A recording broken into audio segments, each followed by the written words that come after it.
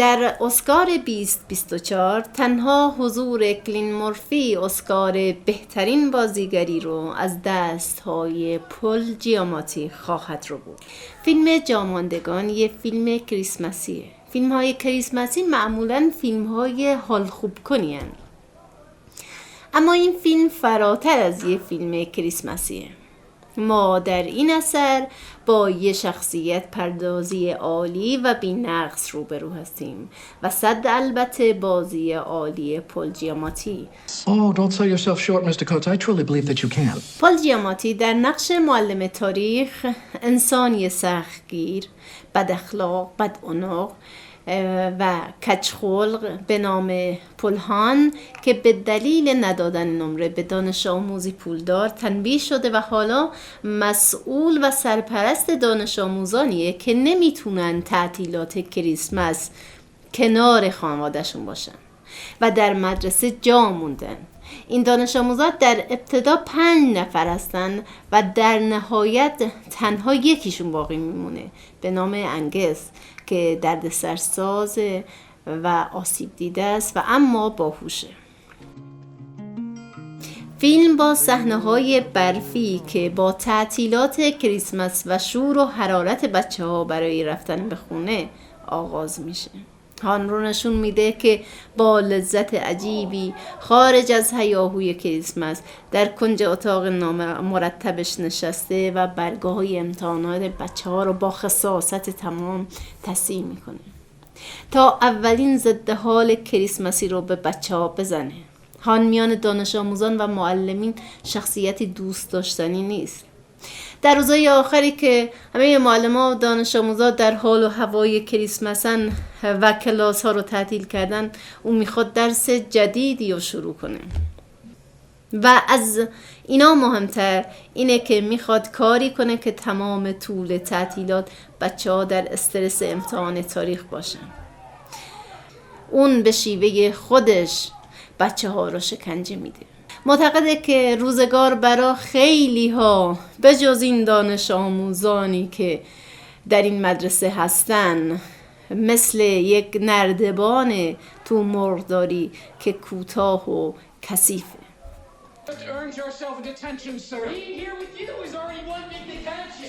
هان به دلیل مردود کردن یکی از پسرها که پدری پولدار داره و باشگاهی برای مدرسه درست کرده باید تعطیلات امسال رو در مدرسه بمونه و سرپرست بچه‌هایی بشه که به هر دلیلی این تعطیلات رو نمیتونن در کنار خانواده باشن. روز اول 5 نفر دانش آموز جا میمونه، اما بعد از چند روز تنها انگس که نتونستن با والدینش تماس بگیرن در مدرسه باقی مونده. حالا انگس و هام به اجبار در مدرسه موندن و مری مادر عزاداری که پسرشو در جنگ از دست داده به اختیار در مدرسه موندن. بعد از کلکل هایی که انگس و هام با هم دارن، رابطه انگس و هام از جایی که شانه انگس بیرون میزنه شکل میگیره. در بیمارستان شاگرد معلم رو از مهلکه بیمه نجات میده و از اینجا تبادلی ما بین این دو رد و بدل میشه و با رد و بدل شدن این تبادلات به هم نزدیکتر میشن. در ابتدای فیلم همه فکر میکنیم که این انگسه که احتیاجی به کمک داره، اما با پیش رفتن فیلم متوجه میشیم که این هانه که احتیاجی به کمک داره و وجود انگس برای کمک به اوه. در واقع جامانده اصلی فیلم خود هانه که از کل زندگیش جا مونده. هان از هاروارد اخراج شده و به دبیرستانی که قبلا در اون درس میخونده بازگشته و از اون زمان به عنوان معلم تاریخ درس میده. او تقریبا تمام عمرشو در این دبیرستان گذرانده.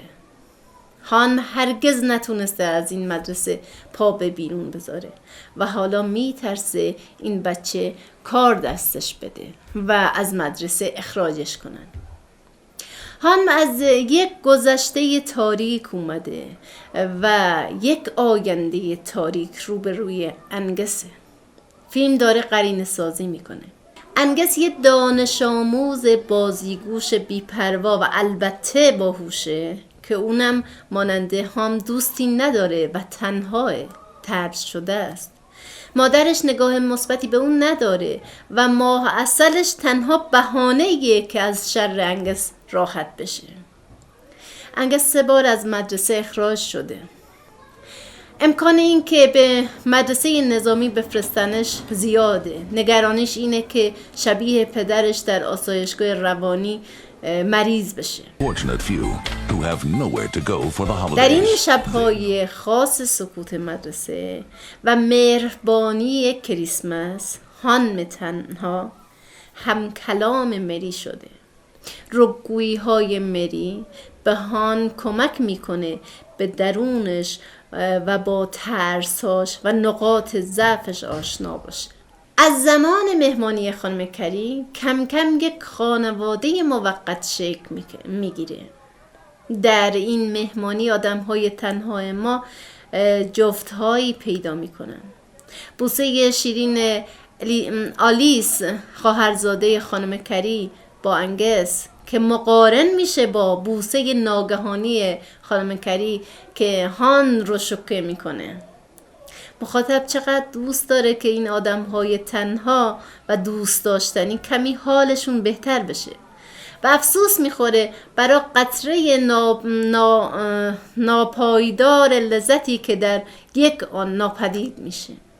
جالبترین قضیه فیلم اینه که با هر قدمی که هان برای انگس بر میداره در واقع کمکیه که هان به خودش میکنه که این زندانی درونشو رها کنه.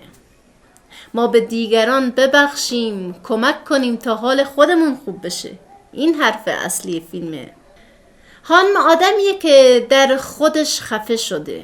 همکلاسیاش اعتقاد دارن که آدم بی دست و پاییه. به خاطر وضعیت جسمیش نتونسته با زنها ارتباط برقرار کنه. مجرده. اعتقاد داره که نباید دروغ گفت ولی خودش دروغای کوچک زیادی داره. عاشقانه تاریخ و دوست داره، با بینشی تاریخی به مسائل نگاه میکنه و معتقده که در تجربه انسانی هیچ چیز جدیدی وجود نداره که قبلا ابداع نشده باشه و ما تاریخ رو میخونیم تا اکنونمون رو بفهمیم. او میخواد یه مونوگراف بنویسه و سفر بره ولی فقط یه رویاه. مری میگه که حتی نمیتونی درست حسابی رویا بافی کنی. چرا به جای یه مونوگرافی یک کتاب نمینویسی؟ هان به اضافه همه این خلقیاتی که چون لایه های رسوب سخت و کج و کولش کرده و شخصیت دوست داشتنیشو محبوس کرده، انسان دوسته و در مقابل انسان و انسانیت خودشو مسئول میدونه. نسبت به مری که پسرشو از دست داده همدردی میکنه و برای این غم احترام قائله. میخواد کنار اون باشه و تنها نباشه و در شب کریسمس به انگس هدیه سفر رو میده. در سفر این قرینه سازی بیشتر میشه. حالا پسرانی که هان فکر میکرد در ناز و نعمت بزرگ شدن، یکیشون انگسه که بسیار شکننده و ضربه پذیره و مانند خود هان قرص ضد افسردگی مصرف میکنه و به اندازه‌ای که هان نیاز به کمک داره اون هم نیاز به کمک داره. این دو چقدر شبیه هم هستند و در نهایت همین قرینگی به پایانی درست و منطقی در فیلم بدل میشه. جایی که هان نمیذاره تاریخ یه بار دیگه تکرار بشه، در حالی که معتقده که کل تاریخ دائما در حال تکرار بوده و کسی نمیتونه از سرنوشت خودش فرار کنه. هان نمیذاره که اتفاقی که برای خودش افتاده یه بار دیگه برای انگس بیفته. نمیذاره انگس اخراج بشه. میذاره انگس چون رودخانه زندگیش جریان داشته باشه. و اما با اخراج شدن خودش او هم بعد سالها زندگیش به جریان میفته و قرار کارهایی بکنه که هیچ وقت جرأت انجام دادنشون نداشته. مری دفتر سفیدی به اون میده. دفتر نماد فرصتیه که به اون داده شده تا یه بار دیگه با شجاعت بیشتری زندگی کنه.